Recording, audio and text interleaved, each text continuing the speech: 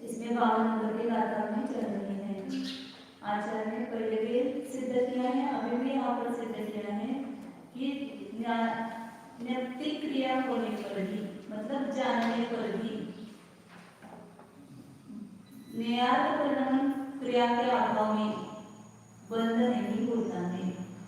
मतलब जानने के बाद यदि उस जानने योग्य वस्तु के बारे में हमें कोई इष्टानिष्ट विकल्प नहीं होते हैं, केवल हम जानते हैं, ज्ञाता दृष्टा रहते हैं, तो वहाँ पर बंधन नहीं होता है। तो केवली भगवान संपूर्ण तीनों लोक को जान रहे हैं, फिर भी उस नए रूप से परिणाम नहीं कर रहे हैं, इसलिए उनको बंध नहीं होता है। ज्ञान बंध का कारण नहीं है, तो जानना बंध का कारण नहीं है। हमें क्या लगता है कि नहीं जाने तो अच्छा, तो क्योंकि जानने के बाद विकल्प होते हैं, तो इसलिए ज्ञान नहीं होना अच्छी बात है, लेकिन ज्ञान कभी बंधे का कारण नहीं होता है। ज्ञान यदि बंधे का कारण होता तो आप कभी भी नहीं छूटते। हाँ, स्वाभाविक ज्ञान वो ज्ञान के साथ जो जगह परिणाम है, या वो ज्ञान का विपरीत परिणाम है, या वो ज्ञान के बाद जो राग शिकल्प करते हैं उसके कारण से बंध होता है, लेकिन केवल ज्ञान से बंध नहीं होता है। ये सिद्ध यहाँ पर सब जगह कर रहे हैं, क्योंकि देखो आप कि केवल ज्ञान से बंध होता है।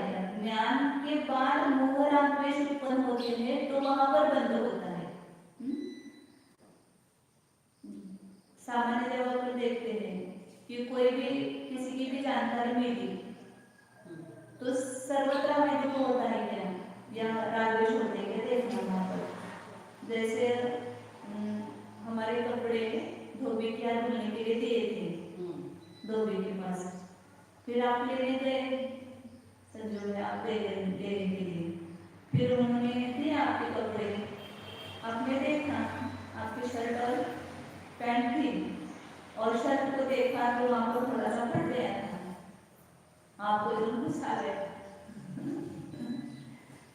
ऐसे कैसे, तुम्हें क्या, हमारा कितना खाली शर्त है और आपने हमारे शर्ट को जला दिया, ऐसे कैसे किया, आप गुस्सा हो गए।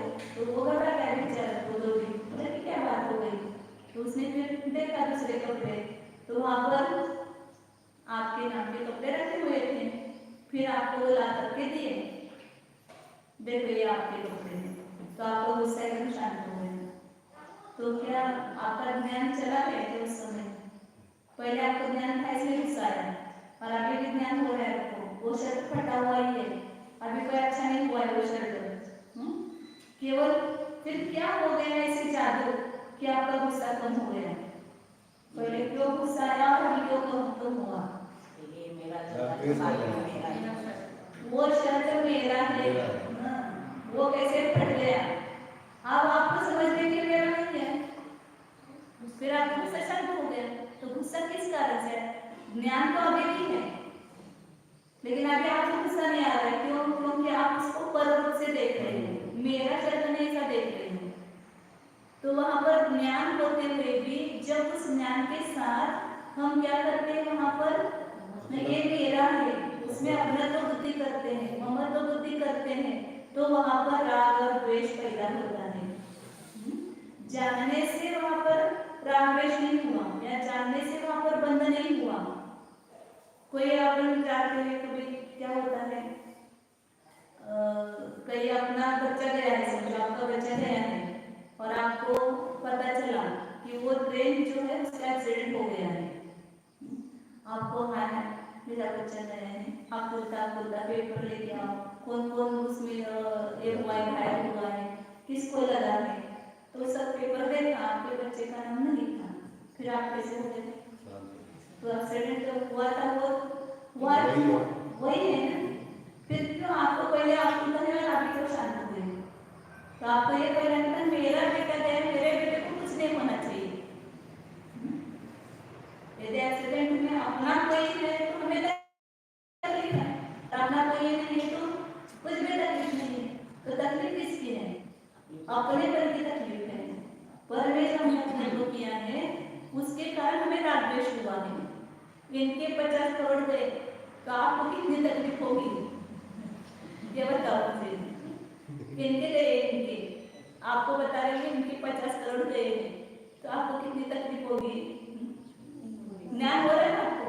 ज्ञान हो रहा है कि इनके 50 करोड़ गए तो आपको तकलीफ नहीं हो रही, और मेरे 50 करोड़ गए हैं तो हमारा कितना घाटा होता है, हम कितने दुखी हैं। तो क्यों, किस सोच के कारण हम दुखी हैं? हाँ, अपनेपन के कारण है। समझो वो पैसा है, आप क्या करते हैं उस पैसे का? बैंक डिपॉजिट करते हैं, नहीं तो क्या करते हैं, सोना चांदी देते हैं, बच्चे के नाम से रखते हैं, साथ में लेके जाते कि नहीं जाते? यही छोड़कर जाने वाले हैं। फिर आपके इस बैंक में था, उस बैंक में गया है, आपको क्या फर्क पड़ना है? आप ऐसा सोचो है मेरे पैसे जहाँ पर है वहां पर है तो कुछ भी तकलीफ नहीं है, लेकिन गए मेरे पैसे चले गए तो मेरा सब प्राण चला गया, मेरा सब दिवाला निकल गया, मैं क्या करूँ अब, कैसे जीऊं? तो ये सब हमारी सोच किस कारण से है? क्योंकि जिन जिन नए पदार्थों को हम जान रहे हैं उसके साथ अपने उपयोग को जोड़ करके उसमें तन्मय हो रहे हैं, उसको अपने बड़े से जान रहे हैं, इस कारण हम दुखी हैं। ज्ञान के कारण दुखी नहीं है, ये आचार्य यहाँ पर बताना चाहते हैं। और वैसा राग द्वेष मोह का अभाव केवल उनकी पूर्णता हुआ है, इसलिए वे सुखी हैं, और इसलिए उनको ज्ञात परिणाम क्रिया नहीं होती, मतलब स्नेह के अनुसार इष्टानिष्ट विकल्प नहीं होते हैं। यदि स्नेह के अनुसार उनको इष्टानिष्ट विकल्प होते तो शांति से बैठ सकते थे कैसे? क्योंकि उनको तो कितना ज्ञान हो रहा है, सब कुछ स्वर्ग नरक मनुष्य के लिए सभी का दुख दिखाई दे रहा है उनको, तो फिर उनको विकल्प होने लगते तो शांति से नहीं पढ़ सकते थे। लेकिन उन्होंने सब जगत को जानते हुए भी उससे अपने को अलग निरत करके अपने में लीन हो गए हैं। जिस द्रव्य का जैसा परिणाम होना है वैसा हो रहा है, मैं उसमें कुछ भी बदल नहीं कर सकता हूँ, ऐसा जानते हुए वे शांति से बैठे हैं, इसलिए वे सुखी हैं और उनको कोई तकलीफ नहीं है, उनको बंधन नहीं होता है। आचार्य में यहाँ पर वही समझा रहे हैं, बहुत महत्वपूर्ण गाता है बाबा ने। अब इसकी टीका पढ़ेंगे, फिर उसके बाद और देखो खुलासा करेंगे महाराज जी यहाँ पर 52 नंबर के गाथा की अमृतचंद्राचार्य की टीका है।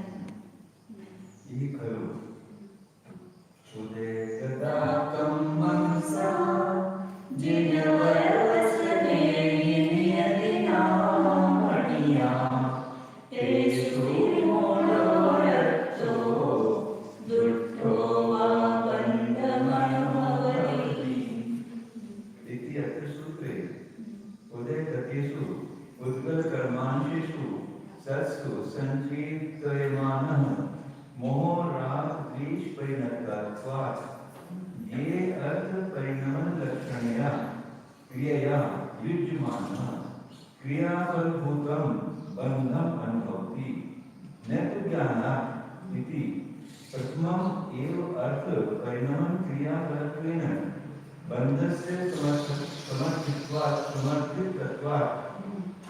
तथा यन्नपि मुञ्चति न परं परिणमति केवली भगवं पेच्छति समन्तदोषो जानति सर्वं निरवशेषम्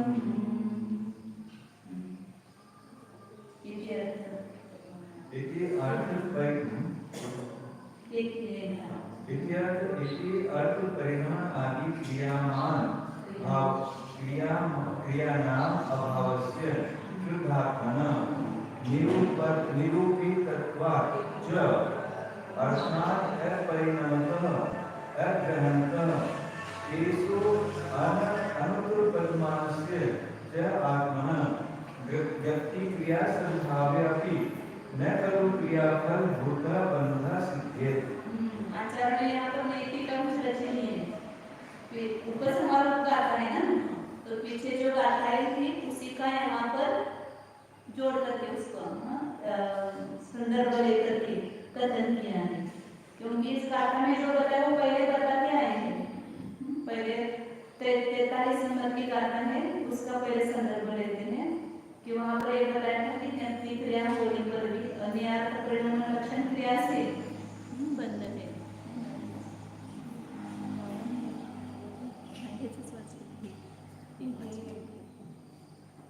कल हुआ था ना वो गाथा, टीका पढ़ना है उसकी।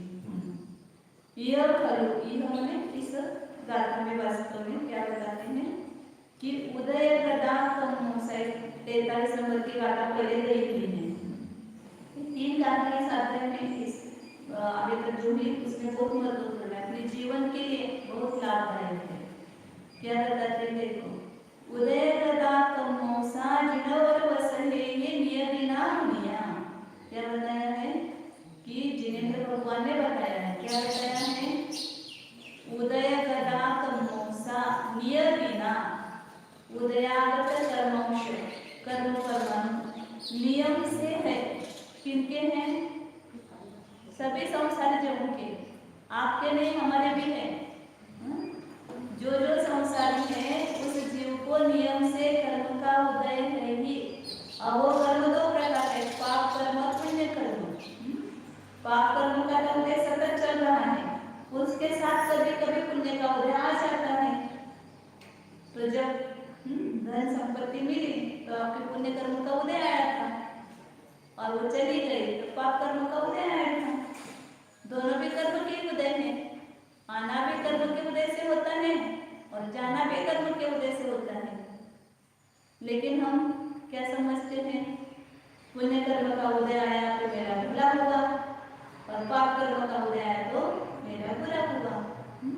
ऐसा ही हमारी मान्यता बैठी हुई है ना। आचार्य कहते कि नहीं, ये दोनों भी कर्म के उदय है, वो दोनों भी केवल जानने योग्य है। उसको केवल जानो, ज्ञाता दृष्टा बनो, उसके साक्षी भाव से देखो। उसमें यदि हम अपनी कुछ लगाएंगे तो क्या होगा, बंधन होगा। ये बता रहे हैं कि कर्म का उदय नियम से आएगा, मतलब आ ही रहा है, हर समय आ रहा है। लेकिन उस उदय में हम क्या करते हैं, तेसु विमूढ़ो रक्तो दुष्टो, उस कर्म के उदय में जो मोह करता है, मतलब ये मेरा है। कर्म के उदय से पैसा मिला तो हमने क्या किया, मोह, ये मेरे पैसे हैं, ये मेरे कमाए हुए हैं, मैं इसका स्वामी हूँ, मैं इसका करता हूँ। ऐसा हमने क्या किया, उसमें मोहित हो गए, मूर्छित हो गए, मोह हुआ मुझे। कुछ समझ में आता है कभी मूर्छा जो होती है वो, ये सब कुछ मेरा ही है, ऐसा लगता है ना, ये मूर्छा है हमारी। और फिर रक्त, उस पर राग होता है, जो अनुकूल होता है तो उस पर राग होता है, और प्रतिकूल होता है उसी के प्रति तो उसके प्रति द्वेष भाव उत्पन्न होता है। जब जिससे अपने को पैसा मिला या जिस कारण से मिला उसके प्रति राग उत्पन्न हुआ, और कोई अपने धन को हरण किया तो उसके प्रति क्या हुआ? द्वेष भाव। पहले हमने मोह किया, ये मेरा पैसा, तो जो जो मिलने में शायद हो रहे हैं उनके प्रति क्या हो रहे हैं? राग भाव उत्पन्न हो रहे हैं, और जो अपने धन को हरण कर रहा है उसके प्रति क्या हो रहा है? द्वेष भाव। तो ये मोह राग द्वेष तीनों की हमने इसमें कर्म के उदय में, कर्म का उदय ही है, उसको नहीं जान रहे हैं, उस कर्म के उदय में बहते जा रहे हैं। जो जो कर्म का उदय आ रहा है वो हमारे उपयोग रूपी भूमि में प्रकट हो रहा है, और उस उपयोग भूमि में जब प्रकट होता है तो उसके साथ हम जुड़ जाते हैं। जैसे दर्पण रखा है, उसमें जो भी आप धन की राशि रखेंगे सामने, तो वो दर्पण में दिखाई देती है कि नहीं दिखाई देती है? दिखाई देती है, लेकिन दर्पण उसके प्रति अपनत्व करता है क्या? तो ज्ञान का भी स्वभाव है दर्पण जैसा। ज्ञान तो केवल उसको दिखाने का काम करता है, उसको जानने का काम करता है, लेकिन हम क्या करते हैं? ब्रह्म बुद्धि से हाँ मेरे ज्ञान में दिख गया तो ये मेरा ही है, बस उसमें क्या किया मैंने? मेरापन किया। किसमें मेरापन किया? कि जो हमारे ज्ञान का केवल जानने योग्य था, वो वस्तु केवल जानने योग्य थी, लेकिन केवल जानने योग्य न रख करके हमने उसमें क्या किया? मोह किया। ये मेरा है ऐसे बुद्धि, जिसमें झलक था वो धन वो मेरा था, लेकिन जो झलक गया वो मेरा नहीं है। लेकिन हम उल्टा करते हैं, जो ज्ञान में झलकता है उसके प्रति तो ममत्व बुद्धि करते हैं, हम बुद्धि करते हैं, और जिसमें झलक रहा है, जिसमें जिसकी ये स्वच्छता है, निर्मलता है, उसमें अपनत्व नहीं करते हैं। ये ज्ञान की स्वच्छता है, इस ज्ञान की स्वच्छता के कारण जाने जा रहे हैं। हमें धन दिखाई नहीं दे रहा है क्या? भगवान को नहीं दिखाई देता है धन, तो हमें क्यों नहीं अपने को बुद्धि हो रही है? मोह क्यों नहीं हो रहा है? क्योंकि हमारे अपना तो बुद्धि छूट गई है, वो मेरा नहीं है, जगत का एक परमाणु मात्र भी मेरा नहीं है, तो उसके प्रति मोह उत्पन्न नहीं होता है। और राग उत्पन्न इसलिए कहा कि जगत के बारे में इतनी जानकारी दो कि कोई जगत का पदार्थ मेरा नहीं है, कोई जगत का पदार्थ अच्छा नहीं है, कोई जगत का पदार्थ बुरा नहीं है। इतनी जानकारी अपने को होना आवश्यक है। क्या जानकारी होना है? शरीर नहीं पका हुआ है, हाँ आगे पका हुआ है। कल बोल के शरीर तो मेरा है कि तो शरीर को क्यों फिर अपन करते हैं, क्यों दिखाते हैं बिगड़ गया तो? शरीर पड़ोसी है, वो अपने लिए उसको संभाल रहे हैं, अपने आत्मा के लिए। पड़ोसी को संभालना पड़ता है कि नहीं पड़ता है? क्यों? क्योंकि उसको उठ जाएगा तो फिर अपने को रोज झगड़ा करना पड़ेगा, अपने परिणाम खराब होंगे, इसलिए थोड़ा संभाल करके रखते हैं उसको। जो मदद चाहिए वो देते हैं, उसके सुख दुख में थोड़ा सा शामिल हो जाते हैं। ऐसे थोड़ा सा इस पड़ोसी के साथ कर लो, बस मेरा काम तुम करो, मेरे लिए सहायक बनो, इसलिए तुमको हम आहार देते हैं, औषध पानी देते हैं, और मेरी मदद करना जिस दिन छोड़ दोगे तुम्हारे से हमारी गलती हो गई, बस तुम्हारा हमारा कुछ भी नाता नहीं है, हम तुम्हें नहीं रखेंगे। तो ऐसे शरीर के प्रति भी जो निष्प्रभ हुए हैं, मतलब उसके प्रति भी राग नहीं, क्योंकि ये भी पुद्गल का पुंज है, अचेतन जड़, जैसे मिट्टी है, पत्थर मिट्टी, इसके समान ये भी है, वो भी ये भी इसी से बना हुआ है। जैसे बाहर की बिल्डिंग इस पुद्गल परमाणु से बनी है, पत्थर से, इसी प्रकार ये भी पृथ्वी आदि शरीर जो है ये पृथ्वी आदि परमाणु से बना हुआ है, इसलिए ये चेतन नहीं है, कुछ जानता नहीं है, इसलिए मेरा नहीं है। तो आचार्य क्या कह रहे थे? जो भी जगत अपने ज्ञान में जानने में आ रहा है उसके प्रति हम क्या करें? वो कर्म का उदय भी हमारे ज्ञान में आ रहा है, मेरे पास कर्म का उदय आया, जानो खाली उसको, लेकिन मेरा कुछ फायदा नहीं हुआ, क्योंकि मैं तो जैसा हूँ वैसा ही साबित। पैसा जब था तब आप में क्या था, और पैसा चला गया तो आप में क्या परिवर्तन आ गया? आप में कुछ नहीं, आप जैसे हो वैसे ही, तो फिर क्या हमें तकलीफ है? क्यों दुख हो रहा है? वो मेरा है, इसका दुख है, बस ऐसा सोचो कि उसने बहुत हमारे ऊपर उपकार किए हैं,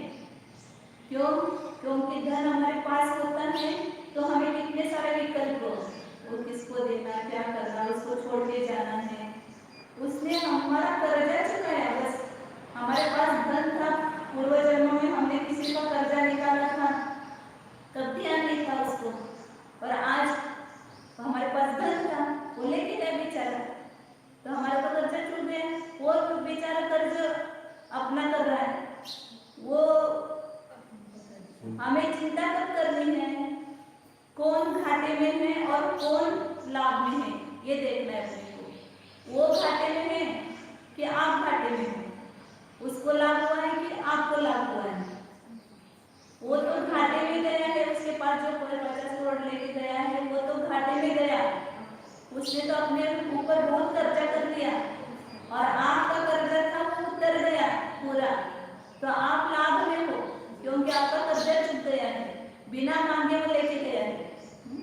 तो इसलिए कितना आनंद होना चाहिए, ऐसा आनंद से जियो। बस ऐसा ही जैन धर्म है, ये सिखाता है कैसे आनंद से जीवन जीना है, ये कला सिखाता है जैन। तो आचार्य कह रहे कि कर्म का उदय है, किसी को नहीं ऐसा है, सभी को कर्म का उदय सतत है, कभी पुण्य का कभी पाप का उदय है। उसमें जो रागी द्वेषी मोही होता है वह बंध का अनुभव करता है। गया अच्छा हुआ, आया अच्छा हुआ। वो सेठ जी की कथा सुनाते, वो समय दृष्टि सेठ जी थे, उनके पास दीवान जी था कोई नौकर, बहुत बड़ा व्यापार था उनका, परदेश से माल आता था जहाज पर लाद करके, इतना माल आता था वहां से।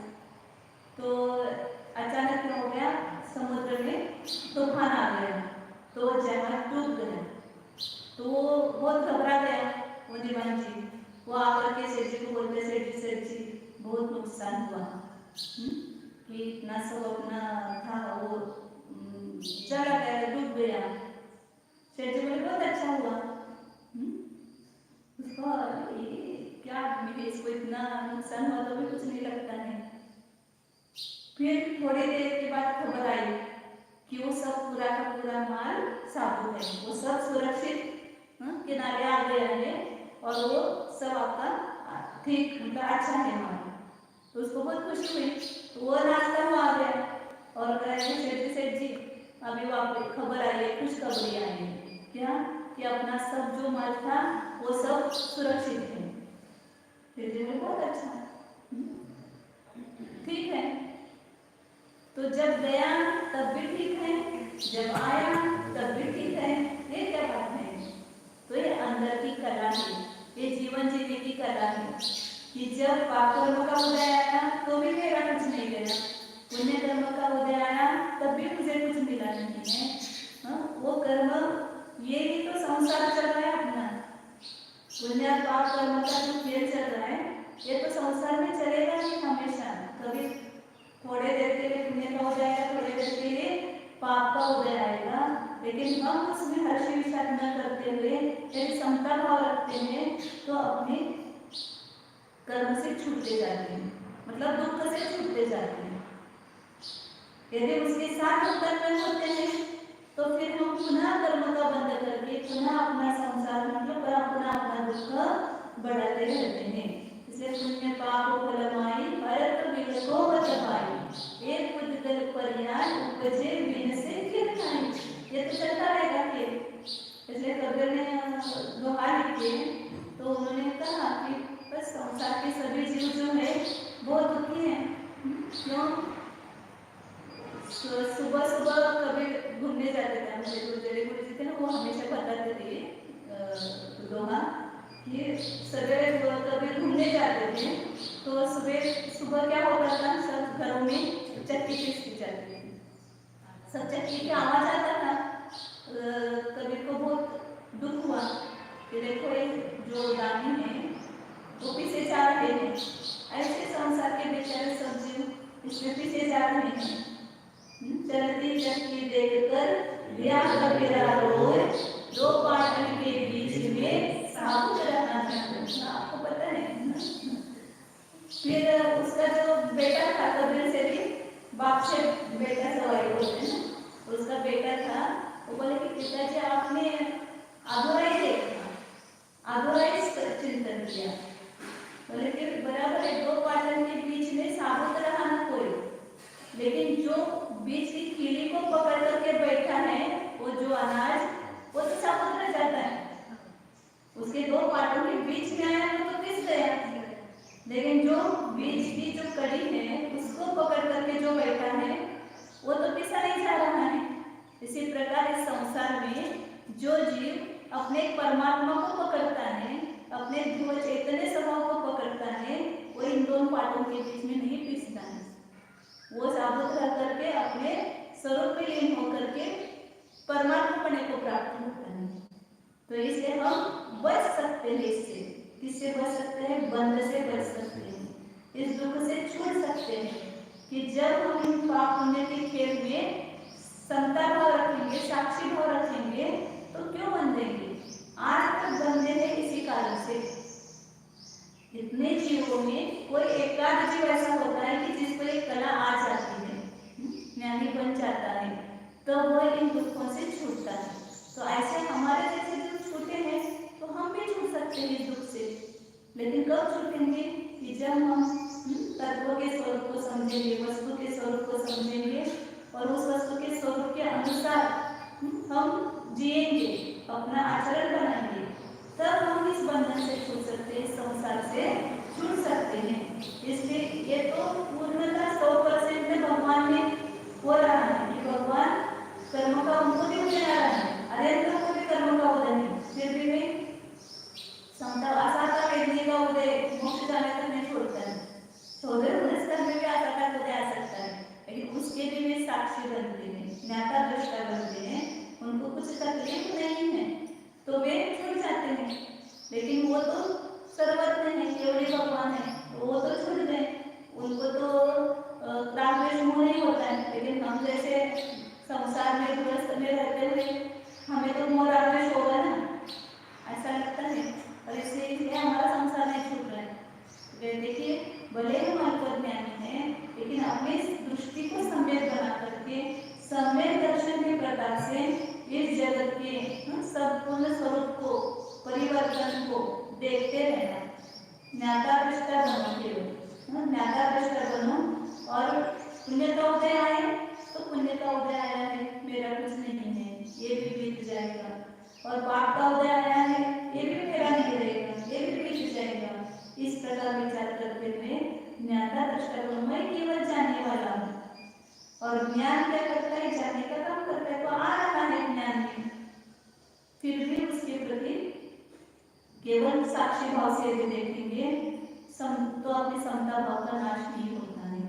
इसलिए कि जो सम्यक ज्ञानी तत्व विचार के अभ्यास से कर्मों के उदय में आर्थ ध्यान नहीं करना, 4 प्रकार के ध्यान है, तो हम उस पुण्य पाप के उदय में या पाप के उदय में आर्थ ध्यान करते हैं, रौद्र ध्यान करते हैं, मतलब संकलित परिणाम करते हैं। लेकिन उसी प्रसंग को आप विपाक विचय धर्म ध्यान करेंगे। देखो कैसे कर्म के उदय आते हैं कि एक समय में मुझे इतना सारा धन मिल गया और आज एक क्षण में वो धन सब चला गया, तो एक कर्म की लीला है, ये सब मेरा कुछ नहीं है, ये कर्म का उदय है। आज कोई राजा है तो कल रंग होता है, कोई आज रंग है तो वो राजगद्दी पर बैठता है, तो ये सब कर्म का उदय है। ये विपाक विचय धर्म ध्यान करो। हमें तो आपको टीवी पर सीरियल देखते हैं, हम तो सही सीरियल देखते हैं, इनका जीवन कैसा है, इनका जीवन कैसा है, इनकी जीवन कैसा है, आपका जीवन कर देखा, तो हमें एकदम मतलब देखो जो प्रत्येक शास्त्र में प्रत्यक्ष अनुभव में आता है कि एक क्षण में क्या हो सकता है, किस चीज का क्या हो सकता है। तो ये सब विपाक विजय धर्म ध्यान करो। इस प्रकार के इतने कर्म के उदय, उस कर्म के उदय का ये सब कार्य है, तो ये धर्म ध्यान हो गए। और उससे पाप का बंध होने की बजाय उस पाप कर्म की निर्जरा हुई। एक ही प्रसंग में आपके परिणाम पर निर्भर है कि उसमें बंध करना या बंध से छूटना, कौन सा ध्यान करना है। शरीर में हो रहा है, क्यों आप उल्टा कर रहे हैं? वो करके चला जाने वाला है। ज्यादा से ज्यादा क्या होगा? देह को लेकर के जाएगा, रोग हुआ और क्या हो सकता है? ज्यादा से ज्यादा कुछ नहीं हो सकता है ना। तो फिर क्यों? एक न एक दिन मरना ही है। तो आज गए, कल गए, कभी गए, जब आयु खत्म हो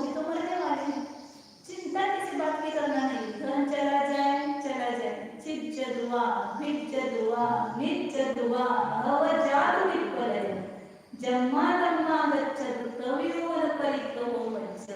चिच्चतु मैंने उसमें छेद हो जाए, परिग्रह में भेद हो जाए, कोई ले जाए, जैसे जाना है वैसे जाए, लेकिन परिग्रह मेरा कोई भी नहीं है। परिग्रह मतलब ये सब धनादि, स्त्री पुत्र मित्रादि, जो अपने आत्मा को छोड़कर जो कुछ है वो सब परिग्रह है। इस परिग्रह के प्रति ऐसे निर्मम भाव अंदर से लाओ। आप उद्ग्रस्त अवस्था में रहकर भी कर सकते हो। सम्यक दृष्टि जो है घर में रहकर ही वो वैराग्य बनता है। वो रह रहा है, उसकी इच्छा नहीं घर में रहने की, फिर भी वह मजबूरीवश रहता है, तो अंदर से इस प्रकार अलिक निर्लेप भाव से रहता है। वो कला में सीखनी बस इस शास्त्र के माध्यम से, साधन के माध्यम से। यही आचार्य यहाँ पर कह रहे हैं कि उदय गदा कमोसा, कर्म के उदय सभी जीवों के हैं, किसी को नहीं ऐसा है, चक्रवर्ती को भी है, तीर्थंकर को भी है, किसी को छोड़ा नहीं है। लेकिन जो उसमें मोही रागी द्वेषी होता है वो बंधन को प्राप्त होता है। तो ये अगला यदि हम दुआ नहीं जोड़ेंगे तो हमें कुछ तकलीफ नहीं है। कर्म को उदय कराने दो, हम उसमें मोह राग द्वेष नहीं करेंगे, हम उसको जानेंगे, उसको ज्ञाता दृष्टा बनेंगे। हाँ, आप इस अवस्था में पूर्ण रूप से नहीं हो सकते हो, लेकिन अपने अंदर की मान्यता से तो उससे दूर हो सकते हो। थोड़ी देर के लिए आपको भी राग द्वेष उत्पन्न होंगे, लेकिन उसमें पुनः तत्वों का चिंतन करके अपने को स्थिर करना है। इसलिए आचार्य बता रहे हैं कि अत्र सूत्रे, इस सूत्र में उदयगतेषु उद्गत कर्मोषु सत्सु, उदयागत मतलब उदय में आए, जो फल दे रहे कौन देते हैं, उदय में आए हुए उद्गत कर्म ही फल देते हैं। सत्ता में जो अभी बैठे हुए हैं, अभी तो आपको इतना ही दिखाई दे रहा है, अब ये मनुष्य परेगा होने के बाद कौन से कर्म का उदय आने वाला पता है क्या? फिर उसके तो काफी है। धन की चिंता में हमारी पर्याय छूटेगी और सारा करोड़ ध्यान करके हम मरेंगे, तो इससे भी ऐसे इस पे जाके बैठेंगे कि एक कण भी नहीं मिलेगा आपको धन का। ऐसे एक दिन पर्याय में जाएंगे, पेड़ बनेंगे, तो क्या है उनके पास में, कितना पैसा है, गाड़ी है, बंगला है, क्या क्या है। तो ऐसे पर्याय में हम जाएंगे तो सब कुछ छूटने वाला है। तो इतना अपने को आनंदी जीवन जीना है कि ये कुछ भी मेरा गया नहीं है, मैं तो जैसा हूँ वैसा ही हूँ, मेरे गुणों का हानि नहीं हुई है, मेरे आत्मा को किसी ने घात नहीं किया है, या मेरे शरीर का किसी ने घात नहीं किया है। यदि उदयागत उद्गत कर्म होने पर भी उसका संचेतन करने वाला जीव, उसका अनुभव करने वाला जीव यदि मोह राग द्वेष से परिणत होता है, तो उससे परिणतत्वात् उसे क्या होती है, नेयार्थ परिणाम लक्षण क्रिया, क्रियाएं विद्यमान। मतलब जब इसको मोह राग द्वेष उत्पन्न होता है तो उस ज्ञेय पदार्थों के अनुसार, मतलब बेटा अपना है, किसका है, आपका है ना, कहाँ चला गया, जापान चला गया, आपका बेटा का नीदरलैंड कौन से इसमें गया। तो ना दूसरे लोग तो अपने बच्चे के साथ आराम से रह रहे हैं, लेकिन हमें अपने बच्चों के साथ रहने को मिलता नहीं है। तो वो गया है, उसको आप जान रहे हो, और जानने के साथ क्या कर रहे हो, नेयार्थ परिणाम लक्षण क्रिया। क्यों? क्योंकि उसके प्रति राग है। दूसरे का बेटा चाहता है तो आपको राग होता है क्या उसके प्रति? नहीं होता है। फिर उसके प्रति क्यों हो रहा है? क्योंकि उसके प्रति अपना तो हो गया, उसके प्रति मोह राग द्वेष हो गया। दूसरे का बेटा भी हम जान रहे हैं और अपने बेटे को भी जान रहे हैं, लेकिन जानने में अंतर हो गया। क्यों? उसके साथ मोह राग द्वेष परिणत होने से नेयार्थ परिणाम लक्षण क्रिया हुई, मतलब उसने पदार्थ के परिणाम के अनुसार हमने अपने विकल्पों को उत्पन्न किया, इष्ट या अनिष्ट विकल्प। गया तो हमें छोड़ के गया अनिष्ट विकल्प, आया तो बहुत अच्छा हुआ इष्ट विकल्प हुआ।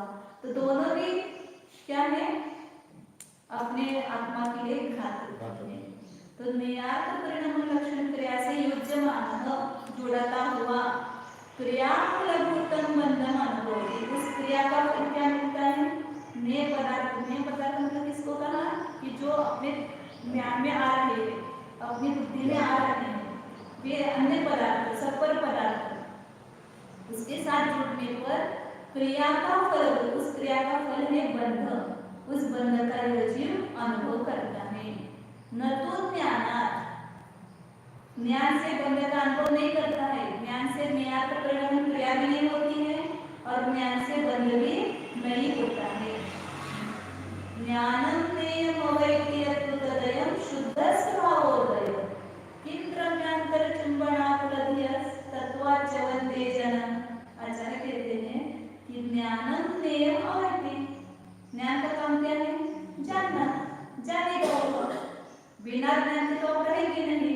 ज्ञान तो होता ही रहेगा किसी न किसी पदार्थ का, केवल होंगे तो सब कुछ जानेंगे। अभी छतमस्त है तो थोड़े पदार्थों को जानेंगे।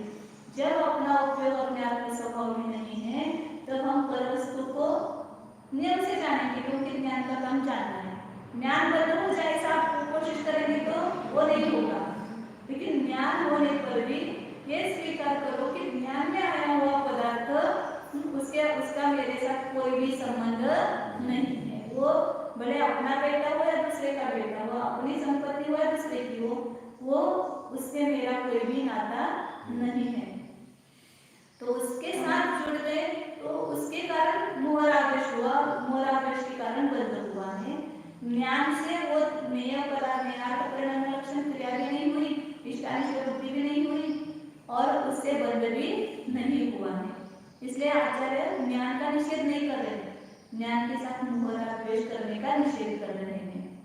प्रथम एव, इस प्रकार 43 नंबर की गाथा में बताया था कि प्रथम एव अर्थ परिणाम क्रिया फलत्वेन बंधस्य समर्थितत्वात्, अर्थ परिणाम क्रिया रूप उसका फल बंध है ऐसा समर्थन किया है। मतलब जब हम पर पदार्थ के प्रति इष्टानिष्ट विकल्प करते हैं और उससे रागद्वेष उत्पन्न होता है, उसके कारण से बंध होता है, कर्म का बंध हो रहा है। तो पैसा गया उससे आपको कर्म बंध नहीं हो रहा है, लेकिन जाने के बाद जो आर्थ ध्यान कर रहे हो उससे बहुत बड़े घाटे में हो। पैसा गया वो घाटा नहीं है, उसके निमित्त से जो आर्थ ध्यान कर रहे हैं, पैसा तो आप इधर ही छोड़ के जाने वाले थे, लेकिन उस पैसे का जो आर्थ ध्यान कर रहे हैं वो आप साथ में लेके जाएंगे परभव में। उसके निमित्त से जो कर्म बंधेगा वो कर्म की गठरी आपके साथ आएगी। तो कौन सी गठरी अपने को बांधना है? यदि आप समता भाव रख के शांति रख करके कहेंगे कि उस जीव के प्रति थोड़ा भी द्वेष भाव न ला करके समता भाव धारण करेंगे तो यहाँ कर्ज चुक गया, वापस आप उस कर्म को पाप कर्म को आगे नहीं ले जाएंगे। और पहले जो किया था वो और अभी जो कर रहे हो वो दोनों पाप साथ में ले जाएंगे। इसलिए कहते कि ज्ञान से परप्रथम ही अर्थ परिणाम क्रिया का फल जो बंध है उसका समर्थन किया है। उसी प्रकार उसके पहले गाथा आई है 32 नंबर की गाथा, जो 52 नंबर की गाथा से बिल्कुल समान है। क्या बताया था उस समय? परम परिणामदि केवली भगवान, केवली भगवान पर पदार्थ को न ग्रहण करते हैं न छोड़ते हैं, न धन को ग्रहण करते हैं न धन को छोड़ते हैं, न किसी स्त्री पुत्र विकार को ग्रहण करते हैं न उसको छोड़ते हैं। ये ग्रहण करना और छोड़ना ये राग का काम है, ये मोह का काम है। इसलिए केवली भगवान केवल क्या करते हैं? फिर न परम परिणाम और पर से परिणाम भी नहीं करते हैं। उनको सब कुछ ज्ञात हो रहा है। आदिनाथ भगवान को केवल ज्ञान हो गया, उनको सब जान रहे हैं कि मारुति मेरा ही नातू मेरे विरुद्ध प्रचार कर रहा है, सब कुछ ज्ञान हो रहा है, फिर भी उसके प्रति राग द्वेष नहीं, कि उसके प्रति कुछ भी विकल्प करते ही नहीं है।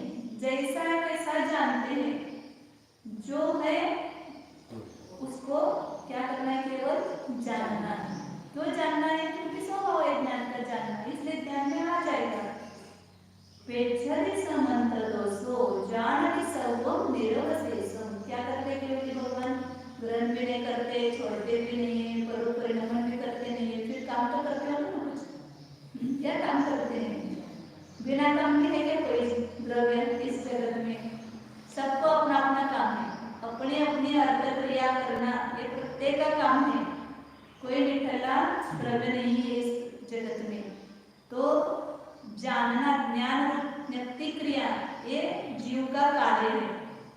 एक समय पे ऐसा नहीं जाएगा कि जीव जब ज्ञान रूप से परिणमित नहीं होगा। तो इसलिए क्या करते केवल भगवान सब कुछ ये करते हुए भी पेक्षति, जानती, देखते हैं, जानते हैं। किसको देखते जानते हैं?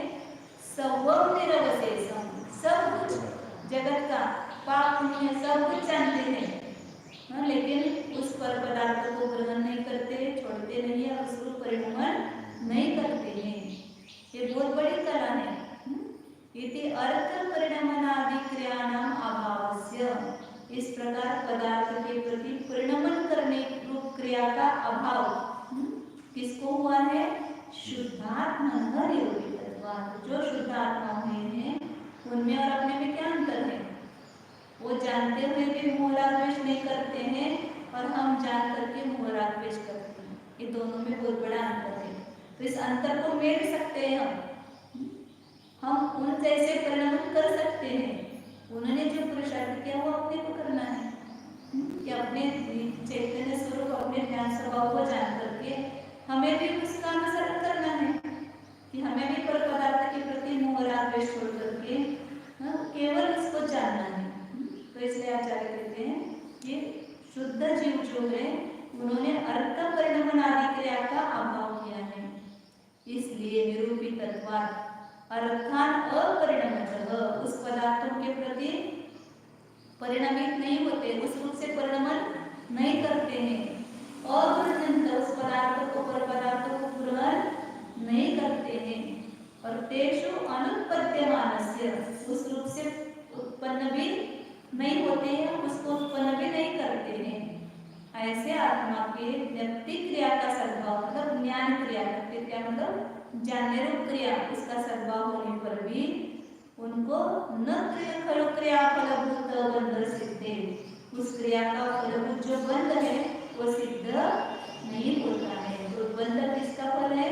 नयार्थ परिणमन क्रिया का है, व्यक्ति क्रिया का नहीं। व्यक्ति क्रिया का फल बंध नहीं है। नयार्थ परिणमन क्रिया मतलब पर वस्तु के अनुसार परिणमन करना। वो भला है तो मैं भला, वो बुरा है तो मैं बुरा। ये पर का प्रभाव हमारे ऊपर जो हो रहा है उससे यदि हम वंचित हो जाए, छूट जाए, तो फिर हमारा दुख है मिट जाएगा। दुख किसका है? सब पर द्रव्य के साथ अपनत्व करने से दुख है। पर द्रव्य से अपनत्व तोड़ दो, कुछ भी दुख नहीं है। जैसे हम है ज्ञान में आत्मा, वैसे जानो केवल।